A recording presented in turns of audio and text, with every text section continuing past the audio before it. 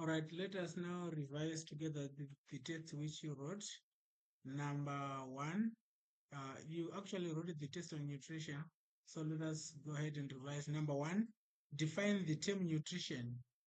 Nutrition is simply the process by which living organisms obtain and use the food for energy, growth, repair, and maintenance of the body. So for nutrition, you need to have a balanced diet. So we expected you to consume food which has got balanced diet as this one. This is an example of a healthy plate which contains vegetables, grain food which will provide carbohydrates as well as proteins, water and other mineral elements which are obtained from fruits as well as fish for proteins. So let us now move on to the next part of the question, which is question number two, part B. State the reasons why living organisms need nutrition: obtain growth, as well as for repair of damaged tissues. As you can see here, nutrients they are responsible for repairing damaged tissues until the process of proliferation is ended and remodeling will happen at the end, and the person will have a good tissue. Then for reproduction, as well as for protection against diseases. These are the main reasons why living organisms need nutrition. So we are supposed to give any two of these. Right, question number two. Plants as producers, what is meant by the term producer? So a producer is an organism that makes its own food from simple substances, usually by photosynthesis. So you are supposed to include which makes its own food from simple substances or by photosynthesis. This was very important. So this was what I was expecting.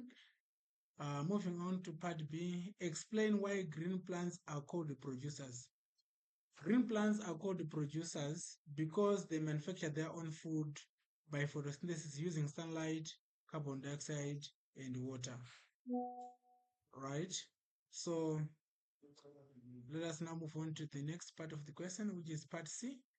State two importance of plants as producers in nature. So your importance should link the importance of plants as producers in nature, right? So plants provide food for animals and humans. Izvi zvinoitika munature, munzvimbo, munharaunda matinenge tigere. Maplants ndiwo anotipa chikafu isusu vanhu tinodya chibage, tinodya mafruits, mhuka dzinodya uswa, dzinodya chii. So generally plants provide food for animals and humans.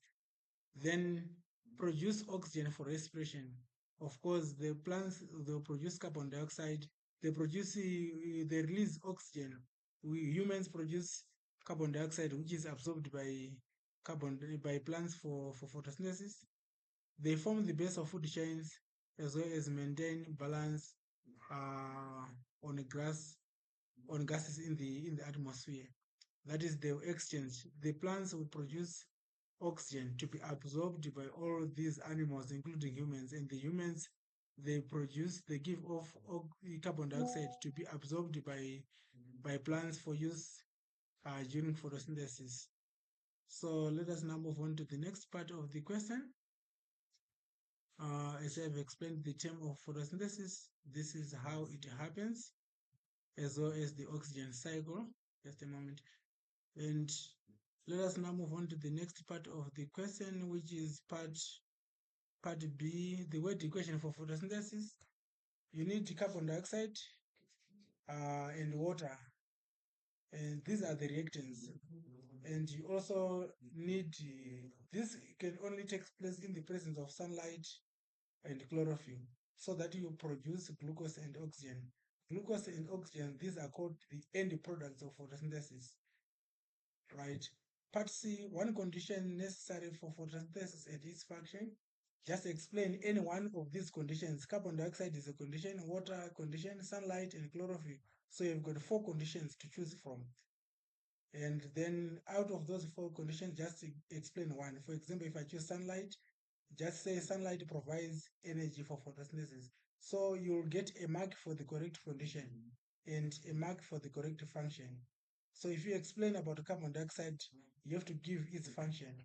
Water, you have also to give its function. Right. So let us now move on to the next part of the question. A leaf structure. State 3 ways a leaf is adapted for photosynthesis. So there are several ways in which a leaf is adapted for photosynthesis. Broad leaf structure, that is to absorb more sunlight. Let us take a look at these leaves.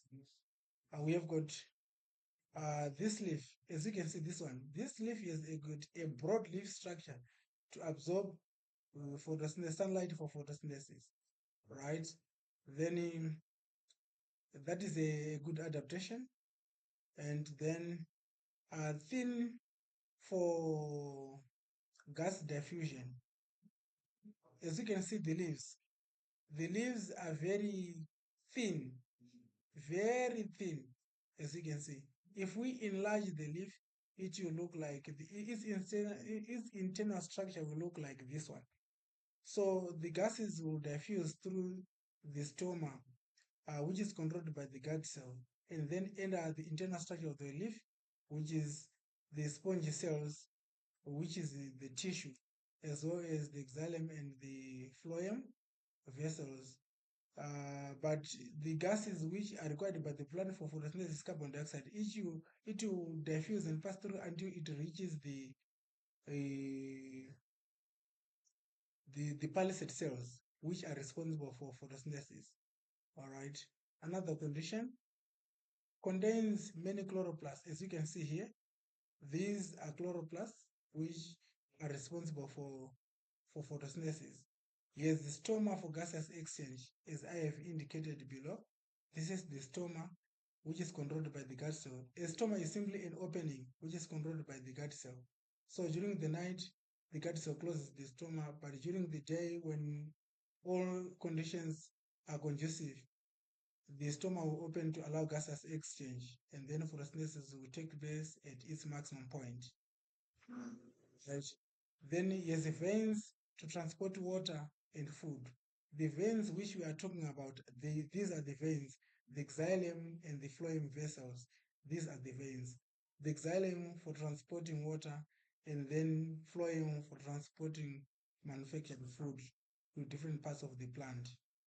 Manufactured food, which has been manufactured through photosynthesis, right?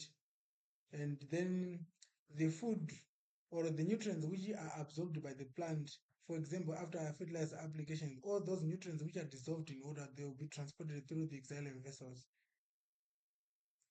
Right. Let us now move on to the next part of the question.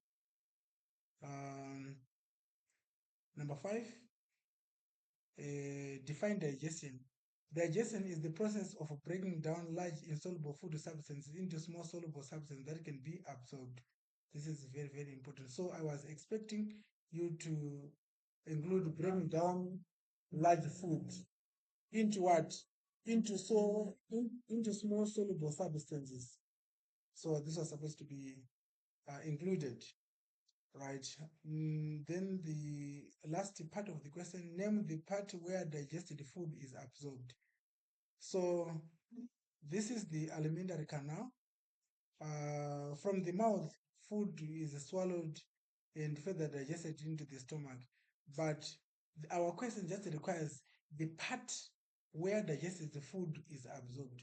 Once it is absorbed, digested in the stomach, it will be further digested again in the small intestines along the alimentary canal.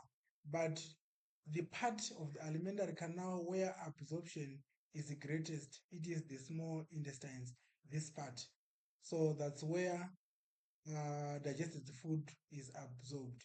If we zoom in, the small intestine, we have the villus structure, which is like this which is surrounded by blood capillaries.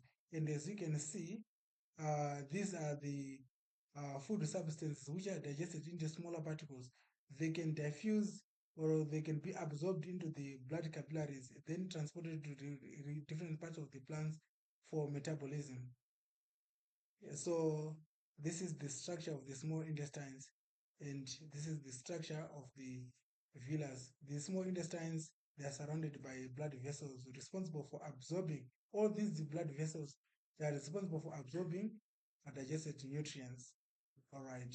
So this is the end of the exercise which you wrote, boys and girls. See you in other sessions. Good day.